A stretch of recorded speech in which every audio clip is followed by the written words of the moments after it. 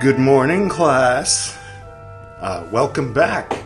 This is Chicken Philosophy, the Meccan Revelations, part 61, in which we will open this fresh book. We will begin reading the second book of the two books of the Meccan Revelations by Ibn al-Arabi, edited by Michel Chodkowitz, translated by Cyril Chodkowitz. Any relation?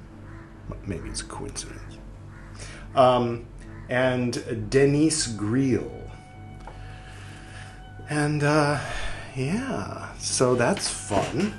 And notice there's a space here. The space is, this is the book we finished last time. This is the space where this book goes. I took it out to read it today. This is a new shirt. There's a few new things happening. For one, during my 1 hour on the exercise bike this morning, I finished Zelda Tears of the Kingdom. Took me a few years. I mean, okay, to be fair, I could have finished it a while ago, but, you know, when I finished the game, when I finished a game, like for example, when I finished Breath of the Wild, I thought, well, okay, great, I finished it, now I'll either start over or I'll go to an earlier save point and I'll keep playing, it'll be fun, I'll just run around and do stuff. But I got kind of bored and then I moved on to Tears of the Kingdom. And I didn't want that to happen with Tears of the Kingdom, so even though I knew where the Demon King was hiding, I just didn't go down there. And then yesterday, I thought I'd just go right up to the door, just get as close as I can. But then, the other sages, the bird people and the fish people. No spoilers. Tears of the Kingdom is fun. I'll just leave it at that. So we'll see. Maybe I'll pull up an earlier save point, or maybe I'll start playing something else. Anyway, other than that, there are some other new things. The shirt, did I mention the shirt? And the book 2. There are other new things, but I've forgotten what they are. So if they pop into my head, of course, naturally, I'll share them with you as we go. So, as per our tradition here on Chicken Philosophy, I will start by introducing the beverage for today. It's coffee. Very nice, very nice. And today, like we've been doing all the different ouds lately, but today, just to be different, I thought I'd go with some frankincense and myrrh, which is, I honestly don't know if they use frankincense and myrrh anywhere in the Arab world, but you know, it's familiar to me, not just from Christianity, but at the old Golden Dawn temple, I'll say today. Yeah, it was the base of usually what we would use. There'd be some kind of a pinch of lavender thrown in, I think. I liked to put in a little benzoin oil, personally. So, yeah, we're going with familiar sacred. Sacred as in separate, not implying the necessity to believe in anything. The phrase believe in isn't really a phrase that I find all that useful, which, I don't know, maybe it's because as a Virgo, it's I analyze, and it's the opposite of Pisces, which is I believe, the key phrase. And so I tend to think that things like astrology are total bullshit. So anyway, I'm going to deal with finding a bookmark later, because obviously there's no bookmark in here because we haven't started yet. And also, I mustn't forget. Now, normally what I do is I flip to a random page and then read the poem on the right, but sometimes there's poems on the left. So today, if there's a poem that starts on the left side, I'll read that one. And so this is The Gift by Hafiz. He was a Sufi poet in Persia. Enough about that. 1400s-ish, I think, right? And there is one on the left. So I will change my glasses so that we can read it. The Great Expanse. Anger sinks the boat. Now we are not praising that drowning in his ocean, just crossing the great expanse of each minute with all the compassion and dignity we can find. Fair enough. All right, so let's crack open the book. If I recall correctly, when we started at episode 1, which if you'd like, if you're new, you can start at episode 1 or anywhere between 1 and 60, or if you're in the future, you can go after 61. This is the playlist. Happy surfing for those who are clicking away. And for those who stayed with us, I think what I did in that first episode was I jumped directly into the Ibn Arabi translation for like a little while, just to kind of give a taste of what we were in for. And then I'm pretty sure I went back and read all the introduction stuff. And, oh, yeah, now I remember. It was something about folds in the brain. As a person, I mean, I don't know if this is, I'm not a neuroscientist or anything, but you know how the brain has folds, and like the more folds it has, the more it increases the surface area, which maybe relates to how many synaptic connections there are in the old orchestra, the skull orchestra. So yeah, when I had fewer folds, when I had a more smooth brain in decades of yore, I had no tolerance for introductions, especially for like a translation of something that was old. I'm like, I don't care what Joe Bob in 1980 has to say about the thing that he translated. I'm just going to hope that he did an all right, he or she did an all right, because Joe can be a girl's name too. Kelly can be a guy's name too. Hey! That's also true. Kinky Kelly, I think was his name, right? Clerks 2 fans, comment below. Anyway, what's my point? But yeah. So introductions. I think I've developed and plus I feel like we have a rapport with Michel Chodkowitz. You know, for a while there, those who remember. I would often complain. I'd say, Michel, stop talking and get to the translation of Ibn Arabi. I want to hear Ibn Arabi. I don't want to hear you yammering on about what you think of it. But then, more recently, I'm like, oh, good, it's Michel. What's Michel got to say? He's been studying this stuff for a long time, and so he has some insights. Let's hear what he has to say. So yeah, we're going to read the introduction happily and with patience. And also, I have come to a place in life just recently, like I think within the past week, where I can tolerate Paul McCartney. I mean, I was always, George was always my favorite. But John, I could see, like, I always kind of, like, wanted to be a John guy, you know? I'm like, yeah, fuck the man, yeah, you know, Yoko, right? But I was always, to be honest, more of a George, like more of a quiet one, kind of like, yeah, well, you know, I wrote a song, you want to hear it? No? All right, it's okay. Maybe in a few years I'll get on a couple songs in the last couple albums, you know. Here Comes the Sun, you know, that kind of thing. Within You, Without You is a good one. It's just, fuck the other Beatles, we'll just bring in some Indian musicians for that one, and we don't have to credit them, just pay them, right? Anyway, the point is, Paul was always like, fuck Paul, you know, like, I don't care. And then when at the end of Love Is All You Need, when you hear him at the fade out and he's like, she loves you, yeah. My friend Chris and I at the same time would always say, shut up, Paul. And, but yeah, just recently I started listening to Ram. What? Like, unironically. And anyway, that was his first solo album. Enough about Paul McCartney. I hope that I didn't lose too many people by admitting that. Okay.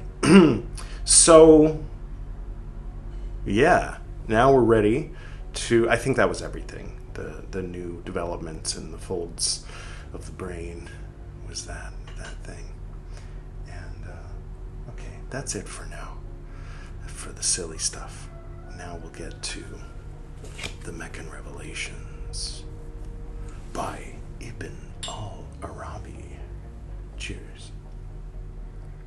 Just for fun, here's a character in like a Turkish, I think it's like a mini-series or a TV show, who is playing the role of Ibn Arabi. So there you can have a face to go. Sometimes people like to have a face, and sometimes they don't. Some people read Dune before they see any of the movies. And, the other one's missing. It's right here. Anyway. Yeah, but I always see Paul McCartney. I mean, Kyle MacLachlan, another Scotsman, the Mick. So yeah, now you have a face. You can imagine that's the guy talking. When it's Ibn Arabi. When it's Michel Chodkiewicz, it's this guy. He passed away a few years ago. So thank you, Michel, for all your hard work. Now let's get to it. I peeked. I was curious. I just peeked at it. Partly because there were some notes toward the beginning, and I was like, what? Why are there notes in the beginning of the book? Is this book all notes? And it's like, no. In other words, like footnotes. So instead of like footnote and then it's at the bottom, hence foot, the foot of the page, the bottom of the page. No, there's a separate section. You have to go, 13, okay. Cows, okay. And 14, okay. Dogs, okay. And I don't have any patience for that. It's something, rarely is something, with a footnote, tantalizing enough for me to go chasing after the footnote in the back. Anyway, so we're going to start with the one that says preface, or preface, or however you prefer to pronounce it. It's all a matter of preference, or preface. Preference. Okay, here we go. The translations included in this volume have a long history. The guiding intention behind this project, as it was originally conceived by Michel Chodkiewicz, parentheses, the foremost French student of Ibn Arabi. Ibn Arabi had passed away centuries before, so don't visualize him sitting there listening to the, student of his work, let's say. All right. A professor at École des Hautes Études, I don't speak French, and then head of the major French publishing house Éditions du Seuil, Seuil, or Seuil, I assume, end parentheses, was to provide, in a bilingual edition, the first representative. Hey, are you bilingual? I got some friends who speak other languages. Maybe we could all have a conversation. Sorry, it's a terrible pickup line. Was to provide in a bilingual edition the first representative overview of Ibn Arabi's magnum opus, Meccan Revelations, or Al-Futuhat al-Makkiyah. I think that was the first time I've heard the whole title. And there's a footnote number 1. Should I go chasing after it? Why not? Because it takes time, and these are the reasons why not to do that.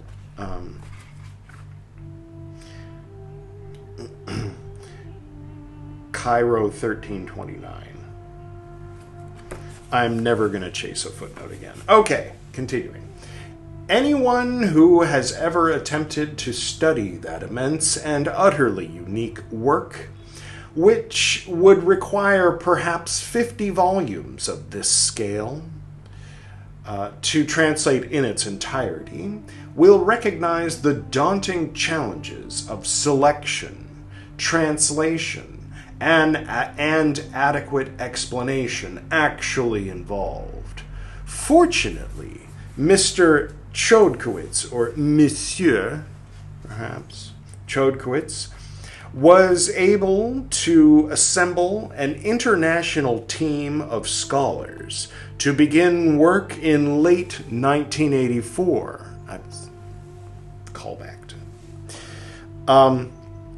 And thanks to the final support of Rothko Chapel, parentheses, and Mademoiselle D, or De Mendil, A, B, C, D, yeah, De Menil, end parentheses, as well as the tireless editorial work of our colleague Dr. Martin Gillet. The resulting, or Gillet, I always, the Americans like to add a sound to the ET words, like ballet. No, it's ballet. So walk around and say, did you see the ballet dancers? And people will be like, what the fuck are you talking about? Say, oh, excuse me, ballet, as you Americans say. And then they'll say, you're American, dummy. Unless you're not American, then just disregard I was talking to someone else. The resulting volume of some 653 pages, entitled Les Illuminations de la Mecque, Q-U-E, how do you pronounce that? Never mind. Was published in Paris, or Paris, by Sindbad in late 1988.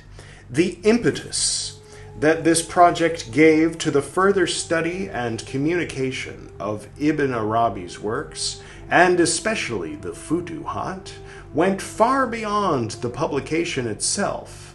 Professor Chodkowitz soon published two pioneering foundational studies in Ibn Arabi's works, parentheses, both now available in English and discussed in the further readings section of the introduction to this volume, end parentheses.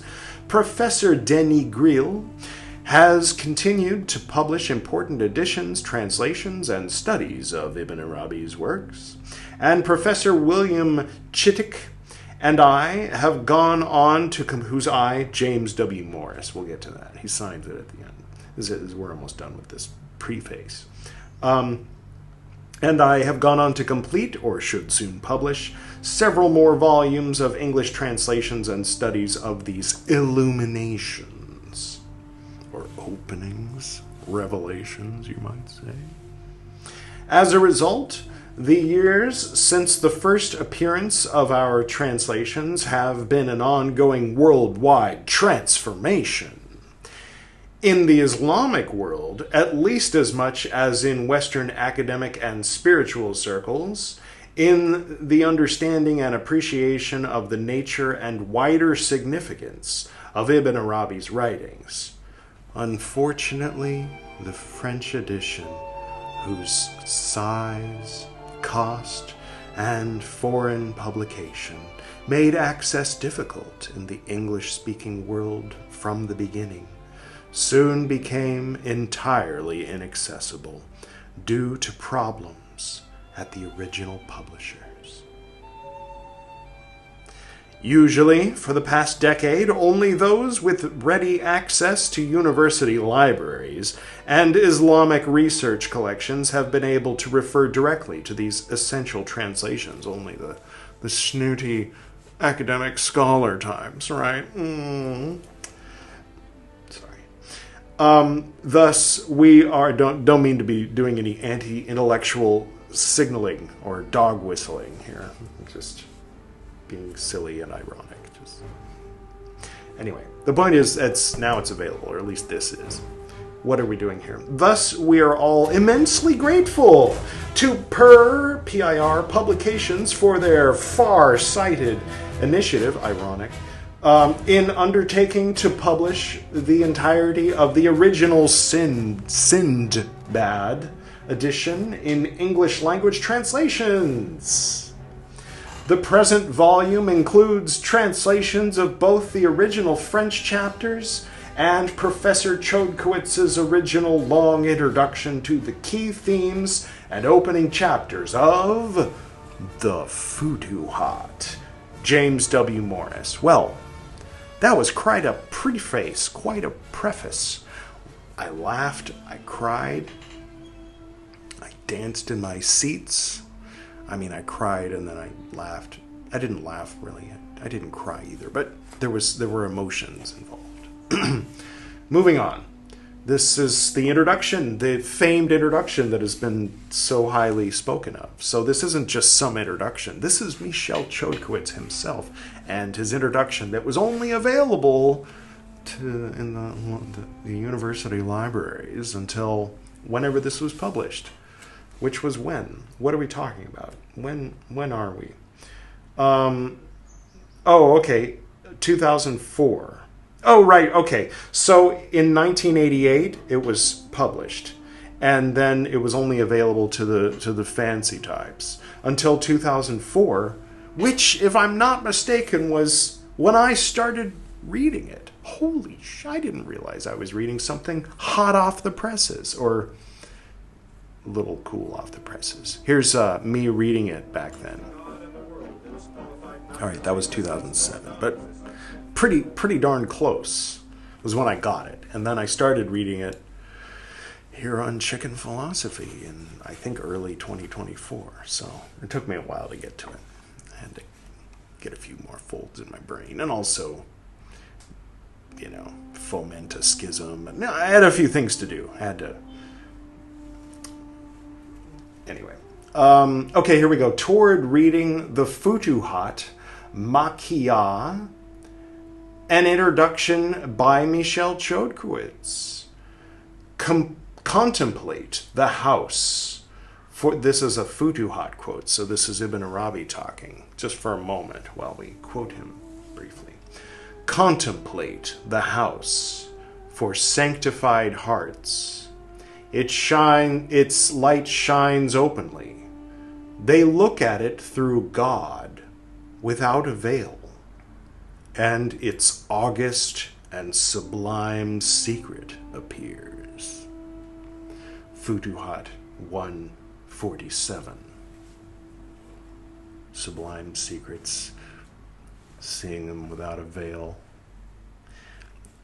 Some of the symbolism and references. It's like poetic, but in a specific context where there's veils around, and you don't get to see the secrets underneath them. So again, when you're reading Tao Te Ching, kings are good. When you're reading Martin Luther, killing lambs makes you innocent. And when you're reading this stuff, veils aren't problematic. Anyway, they can still be for you, but set that aside just for a moment so we can hear this without hearing our own objections to the literal manifestation, the literal thing, not the symbol. Never mind. I'll just keep reading. A veil is a veil. The veil of paroquet for the fans of parakeets in the audience. You know what I mean? Got rent when our old friend went to hell, and then, to free everybody. It wasn't like being condemned by God, just Pontius Pilate. You know who I'm talking about yet? I'll give you a hint. It's one of the Islamic prophets. The second most important one, or maybe third, I'm not sure. Continuing. Most of what this volume includes is composed of what God revealed to me as I walked the ritual circles around his house. This is Ibn Arabi talking, not Michel Chodkiewicz, because that would be like weird, randomly the French scholar guy. Yes, instead of translating Ibn Arabi, I decided to share with you what was revealed to me directly by God as I was walking around the Kaaba. No, this is Ibn talking. Most of what this volume includes is composed of what God revealed to me as I walked the ritual circles around his noble house, or as I sat in the sacred enclosure and contemplated it. Yes, hence Meccan Revelations. It's the revelations that were revealed to Ibn during and after, and related to, anchored in the experience of his trip there. Futuhat 1:10. One thing I like to do is, especially like if sometimes I'm here in India, for those who are new, I live here in India. Sometimes I'll go to like an old temple, like, this temple is thousands of years old or whatever, and there's like a lot of people, and there's like weird people, and there's vibes, and there's people like walking around with a look on their face that makes that they're making this into a fascist thing somehow. You know how people do that with ancient religions or whatever, What? It happens. It happens. So, but then I find later, because I've been practicing like visualization and that kind of thing for most of my life. So then after it's all finished, I can go home, and especially as I'm falling asleep, I can find myself, oh, yeah, there's the stairs. There's that crack in the wall. There's that little grain of sand. There's the melted wax. There's the turmeric on the statue. Okay, this is the way around, and there's that, and then yeah. But it's empty. I'm there alone, and I can hang out there for a while, and that's nice.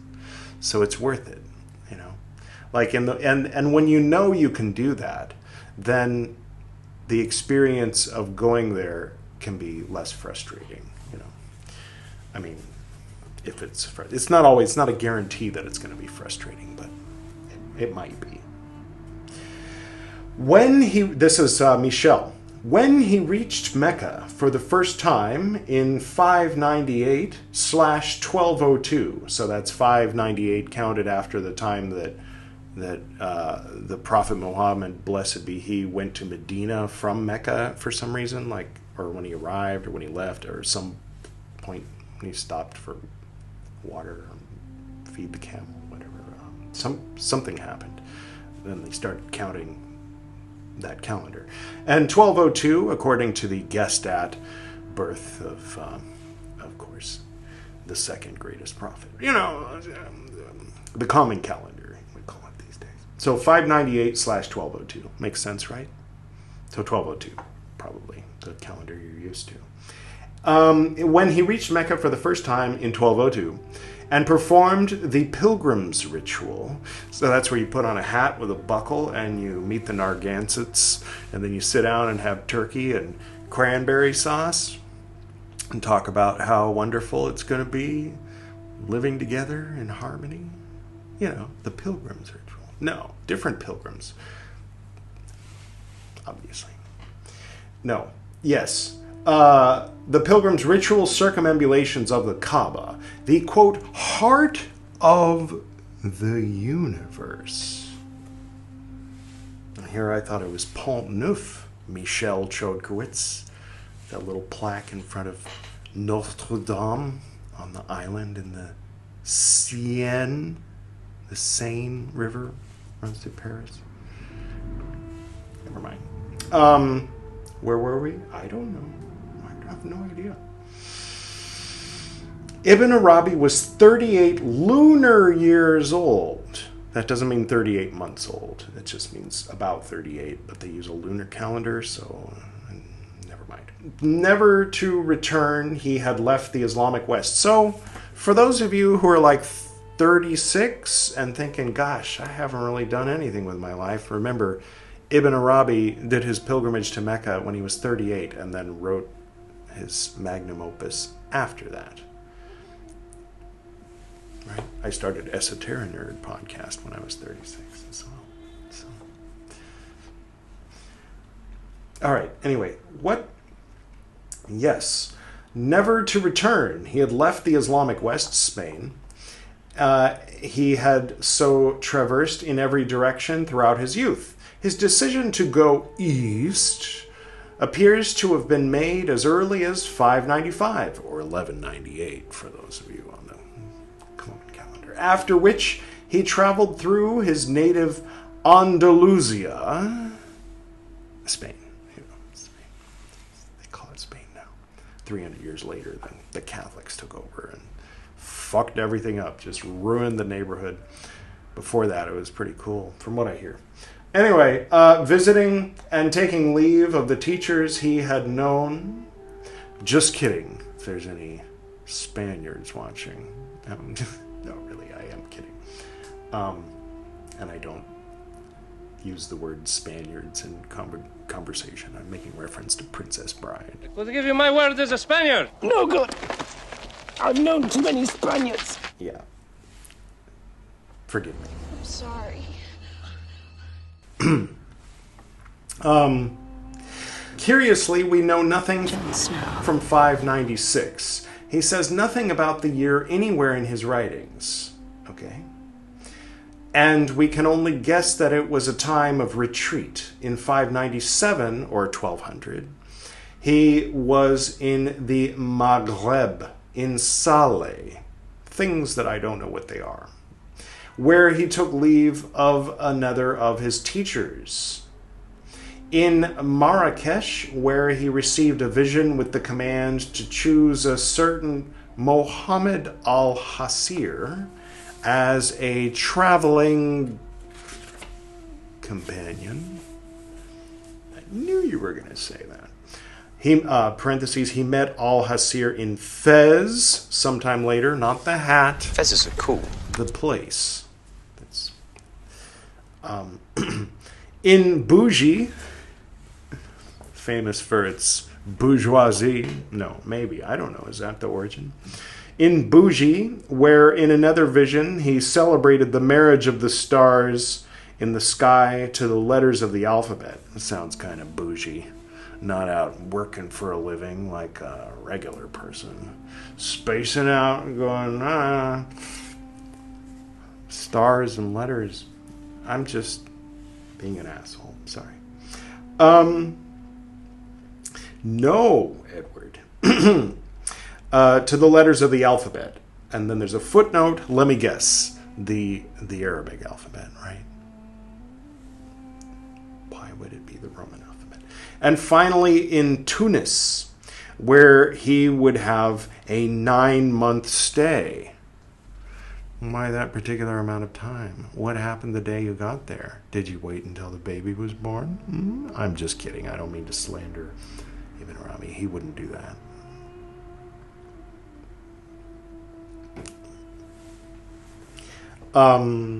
Right. It was there that he had met Shaykh Abd al-Aziz Mahdawi on an earlier trip in 1194. Once again, he took up residence near Mahdawi, and it was for him that he would shortly thereafter, in Mecca, begin composition of the Futuhat and write Ruh al-Quds. From Tunis, Ibn Arabi traveled to famine-raged Cairo, and then to Hebron, where he visited Abraham's tomb, and Jerusalem, where he prayed in the Al-Aqsa Mosque. There's a footnote. Let me guess. Dome of the Rock? He finally left for Mecca on foot. After a stop in Medina, he reached the city in time for the pilgrimage, which took place in late August that year.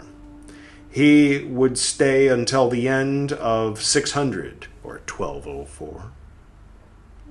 The long sojourn would be marked by a series of major spiritual events. Futuhat, a word that might be translated as conquests, openings, or revelations, that he would write down in the book of the same title. Oh, that's the name for major spiritual event. Futuhat. Major spiritual events. Futuhats. All right. You had any Futuhats lately? Comment below. I did. I finished Tears of the Kingdom. I already told you about that. It is kind of a spiritual experience. Like, wow. Never mind. There's a post-credit scene, so you got to watch the credits. If you just let it play or you turn it off. If you turn it off, you miss the post-credit scene. And if you Just watch the credits and get bored and then leave the room. Then you might hear some talking and then come in and miss the beginning of the post-credit scene. So just sit there, watch all the Japanese names and a few others, and then watch the post-credit scene. It's heartening.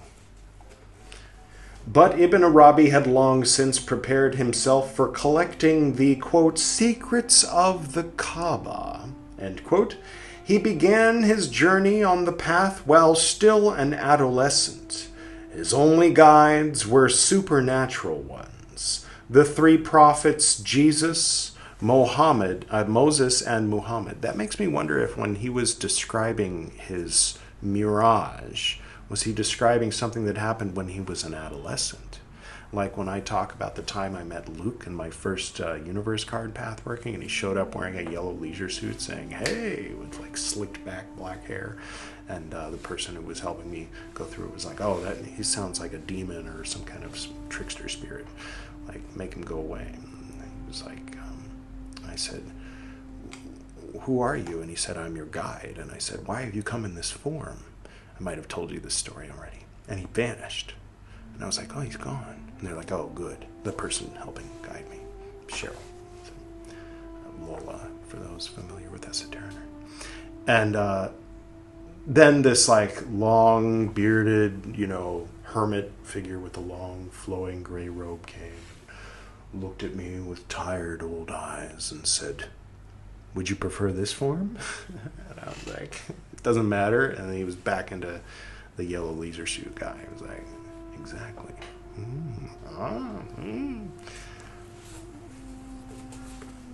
All right, anyway. He met Averroes around the time of his 15th birthday. We shall return to this event. 15th birthday. 15th birthday. I'm just thinking, oh, yeah. I had kind of a weird 15th birthday. That was when my dad died. Well, he died 8 days after my 15th birthday. Huh. Wow. Yeah, trippy. Okay, anyway. And by that time, he had already shown himself to be so exceptionally gifted that it was the philosopher who wanted to make his acquaintance. After his early years of being a solitary traveler on the path, he began to spend time with the Al-Andalusian teachers whose exemplary sanctity would provide the material for Ruh al-Quds. Paradoxically, the model student was also his teacher's teacher. Been there, and around the same age too, Gordon. I was supposed to be his teacher, but he was definitely my teacher. In the cult, I was his teacher. Temple. I was going to call it Temple in this episode, wasn't I? But in reality, I was his student. Charismatic gifts, visions, ecstatic raptures, my favorite kind, and infusions of divine wisdom were early markers of the singular fate to which he was destined. It was in Cordoba in 586 or 1190, that he, among all the prophets gathered together, received the announcement of the role he was to play, the, quote, seal of Muhammadan sainthood, end quote. Wow. That was a thing. Oh, visions and things. The prophets. Okay. So, a teenager. So let me know if anybody relates to this as much as I do. A teenager had an ecstatic vision of prophets appearing before him, letting him know that he was being given the seal of Mohammedan sainthood. I'm not saying I doubt it. I'm just saying, all right.